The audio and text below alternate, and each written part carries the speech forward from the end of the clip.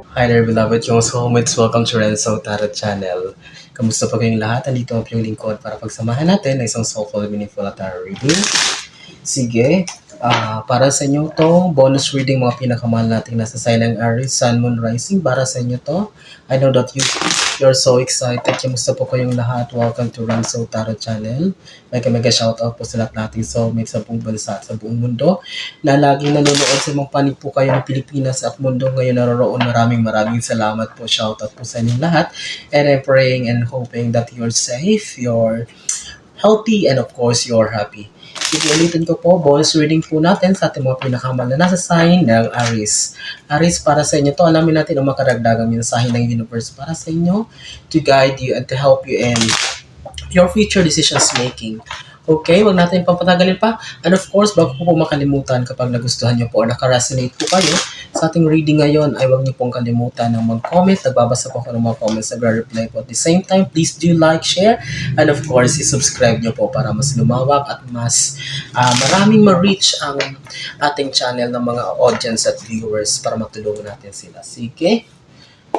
Kunin natin yung 10 baraha na pinakamahal natin sa sign ng Aries, Spirit Universe, Spirit Guides.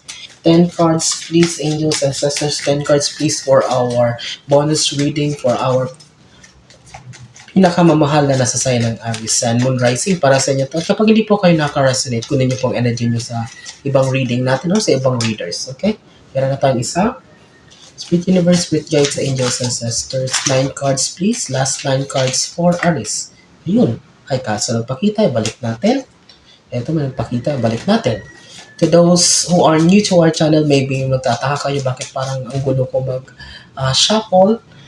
Yes, ganito po talaga. Don't you worry because dito tayo nakakakuha ng magagandang cards. Yung tumatalsik wherein nakaka-resonate ang lahat. Okay, 3. Spirit Universe, Spirit Guides, Angels, Ancestors. 4, 5. Sige. Aries, you have 5 cards already. Let's continue with last 5 cards. Spirit Universe, Spirit Guides, Angels, Ancestors. Balik natin. Para sa aming mga pinakamahal na nasa sign ng Aries. Yun, nakita nyo ha, nahulog. 6, 7. Kamusta kayong lahat, Aries? Are you doing good? 8, 9. Last one. Last one card for Aries. Sige, kunin na natin to. Okay? Your cards are now complete. And wag na natin patagalin pa ito, Aries. Okay? Let's begin your bonus reading with... Oh, what is this? Okay. Your first card, Aries, is 9 of Swords. Aries, balisado kayo. Di ka makatulog sa gabi. Ang dami pumapasok sa isipan niyo. You have a lot of frustrations. Siguro may mga disappointments na nangyari. Siguro nag-expect ka na isang bagay na makukuha mo or darating sa'yo but seems that it doesn't go in your favor. That's why you've been disappointed. Or maybe may mga bagay kayong gustong isettle na but hindi pa rin magawa ng paraan. Or maybe there's a, what is this? Ang tawag nito pagtatraidor or parang there's a betrayal. Ito yung energy na nare-receive dito. Parang may betrayal na nangyari sa iyo, Aries. That's why, here you are, you cannot sleep properly at night. Okay, mag-ingat Aries sapagkat baka mamaya mapektuhan nito ang mental health mo and even your physical health. Okay, take it slow. Kung di naman talaga masyado, kung kaya pa naman gawa ng paraan, please settle a little bit kasi mahirap na kung lumalayan. Baka insomnia ka or baka may mapektuhan yung blood pressure mo kaya hindi ka nakakatulog ng maayos. Kung ano man yung problema, I know, I respect you kung hindi man talaga madali. But still, there's a resolution for everything. May paraan. You need to pray. You need to ask guidance of the universe. Pasasan at masasolve yan. Okay? Your second card, Aries, Ace of Swords. Sabi ko nga, hindi na nagtagal.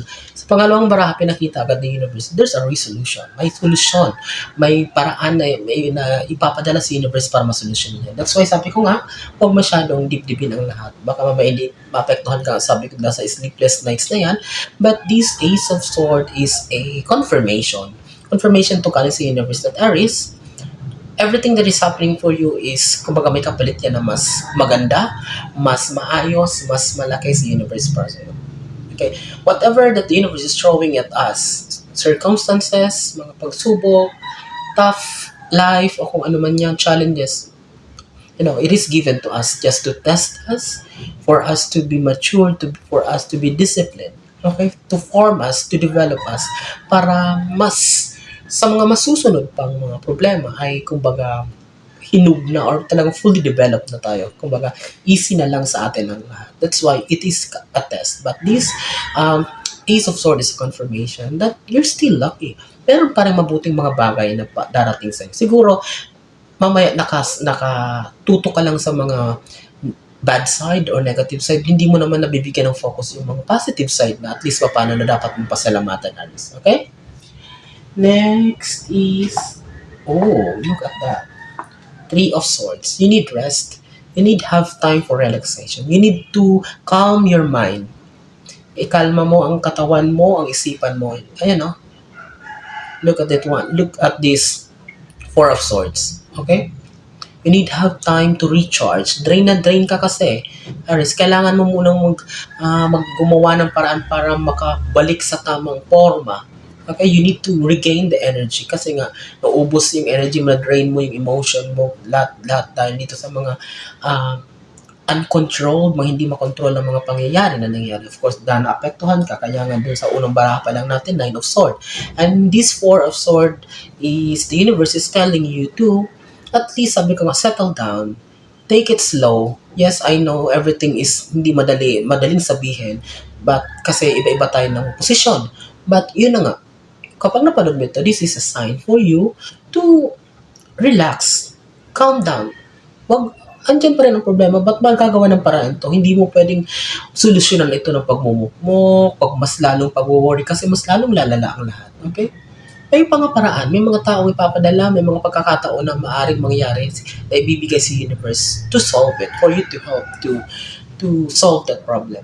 Okay? But this time, yung Four of Swords, swords na ito na card is the universe telling you to calm down or settle down, Aries. As of the moment. Okay? Di makakatulong yung pag mas lalong pag-worry mo. Nine of Wands. Ayan o. Ang dami mo kasi mga, what is this? Ang dami mong mga goals na sinet sa sarili mo. Wala masama dyan. Ayan o, yung three pyramids at the background. So, because you're the kind of person na mataas, malayo pangarap, wala masama dyan. There's nothing wrong about it. But, what if dahan-dahanin natin?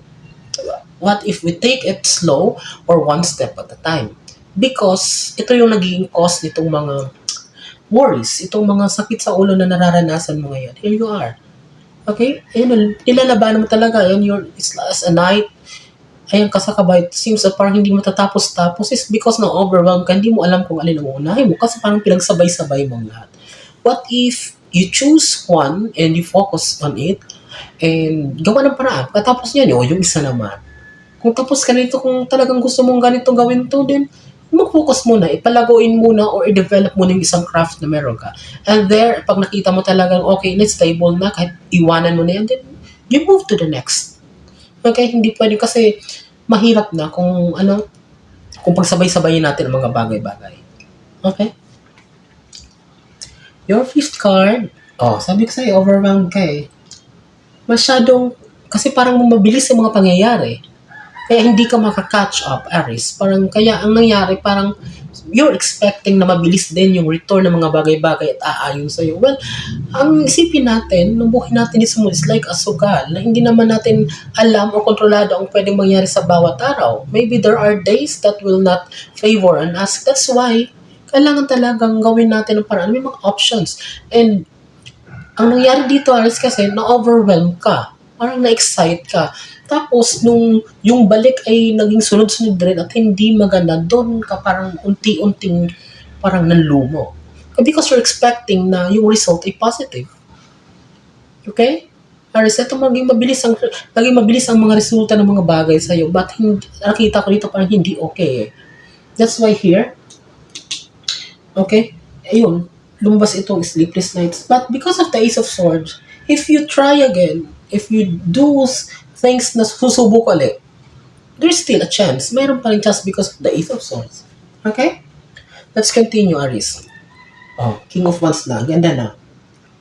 Here you are. Pag ma-mature ka talaga, kailangan mo muna pagdaanan yan. This will be a maturity period. Matututo ka talaga, Aris. Madami ka matututunan sa ng buhay na ito na binabata sa universe. Here you are. And you will be sitting on a chair on a throne wherein alam mo na, basado mo na, kilala mo na ang lahat. Kilala mo ng pagkatao ng mga taong you thought ay mapagkakatiwalaan mo, but look at this one. You will be disciplined. Magkakaroon ka ng disiplina sa mga bagay-bagay. Maturity sa decision making. Maturity sa mga papasuking mga ventures. At the same time, maturity sa pagkilati sa mga taong pakikisamahan sa araw-araw. Okay? This is maturity and growth for you, Aries. Then, seventh card. Oh, look at it one. Look at this one. Five of Swords. Here you are, kasama ng disiplina at maturity, ay ang unti-unting pag-cut off ng mga sitwasyon at mga tao sa paligid mo wherein na mas lalo nagpapalala ng problema mo o ng sitwasyon mo. You need to remove that source and slowly you need to walk away from that situation kasi mas lalong palalain yan ang sakit ng ulo mo, ang problema. Imbis na makatulong because you thought they are the people that is with you or they are the people, they are your people. But no, they are not. They are just there para parang nagpapanggap or maybe kapag may kailangan sa'yo. But if you're the one who is in need, no, you cannot rely on them. That's why ikaw nang gumawa ng plan, Aris. Slowly, hindi yung biglang mag-cut off pa, paunti-unti. Maintindihan nila yan. Or actually, you don't need to explain your side. Hindi mo na kailangan ipaliwanag pa kung ano ang dahilan. It's because it's for your own growth. It's for your own sake. Para ito sa ikabubuti mo. Kasi kung alam mo nang wala naman na itutulong, bakit ka pa mag-stay? Kung puro naman problema at, sakit sa ulo ang naibibigay nila. Options, there's a lot of options, choices for new opportunities na parating sa'yo. Di ba? Sabi ko sa'yo, if you want more opportunities to come on your way, if you want your manifestations to be granted, you need to cut off those people at the same time, mag-flow ang opportunities para sa it's because they are the blockages. Isa sila sa negativities na nakaka-block ng pagpasok ng opportunities or ng blessings para sa iyo na minamanifest mo. Okay? And this Seven of Cups is telling you the universe will be giving you a lot of opportunities. Pagpipilian mo na bago mong pasukan or bago mong isusubukan. Okay, but sabi ko, di ba, I'm telling you again that at least do it one step at a time. Maraming pagpipilian, pero wag mo naman pagsabay-sabayin. Baka mamaya, di ka pa nga totally recover sa sakit ng ulo na pinagdadaanan mo, dadagdagan mo na naman. Okay? I hope nasundan yung Aries, itong ating bonus reading ha. Let's continue with your 9th card of Queen of Wands. Andito yung dalawang Wands. King and Queen. Here you are. Look at your robe, napakaganda ng kulay ginto. You will be happy. There will be happiness, there will be contentment na mararanasan ka, Aries. Okay, look at the sunflower. So, you will be filled with energy, babangon ka, magkakaroon ka ng bagong pag-asa from dati na parang malungkot ang buhay, parang sa dating puno ng frustrations, disappointments, mapapalitan ito ng happiness, contentment, prosperity, abundance. Here you are, so you'll be sitting like a queen, hierarchy card, marami ka mai-inspire, maraming mga taong maghihingi ng advice mo kung paano mo nagawa yung mga bagay-bagay. Okay? There's also a fame, marang makikilala ang pangalan mo sa craft na may mga bagay, bago kang skills na madidiscover at dyan ka makikilala. Okay? And that's a good thing, Aries. Kailangan mo lang magpatuloy talaga. 10th and last card, tapusin natin itong bonus reading mo with 10 of Swords. Okay. This 10 of Swords, the energy that I can feel here is that this is a flashback. Iko-connect ko siya dito sa katapat niyang baraha na 8 of Wands. Sabi ko, di ba, overwhelmed. Pinapakita lang nito, magkakonect sila na talagang pagsabay-sabayin mo, kapag hindi ka makinig, na kapag pinagsabay-sabay mo nga bagay, ito ang pupuntahan mo. Talagang uubusin ka nito, i-drain ka talaga nito. Pansin nyo, nagsimula tayo sa 9 of Swords, Sleepless Nights, tapos tinapos tayo sa 10 of Swords. So, sige. Kung gusto mong matapos na yung mga problema mo, kung gusto mo lang magkaroon ng peace of mind, you need to make a way. Aries, kailangan mong baguhin ang mindset mo. Tulungan mo sarili mo by taking things one step at a time, taking it slow, dahan-dahan lang. Walang problema, lahat ng tao may problema. But it's up to us kung paano natin i-handle to, paano natin haharapin ito, and how we're going to solve it and face it positively. But this 10 of Swords is telling you what is your current situation? Hindi ito yung parating sa'yo, ha? But ito yung current situation mo. Kinonect ko dito. So, it's because you are overwhelmed. Sabi ko, naging madali kasi, naging mabilis ang lahat ng pangyayari na hindi mo na control. That's why, ito nangyari sa'yo. Ten of Swords, na-drain ka, nalungkot ka, na-depressed ka, nagkaroon ka ng anxiety, na anxious ka. But all in all, I cannot say that this is a negative card. Why? Kasi, lumabas yung Queen and King of Wands, maturity, discipline. Parang ang labas lang nitong reading natin is like a guidance or reminder for you. But all in all, Aries, I am so happy na nagkasama muli tayo. I am praying na marami nasa sign ng Aries ang makapanood dito ngayon. Okay, nasaan man kayo ngayon? Ano man ang ginagawa nyo, mag-ingat kayo lagi. And God bless us all.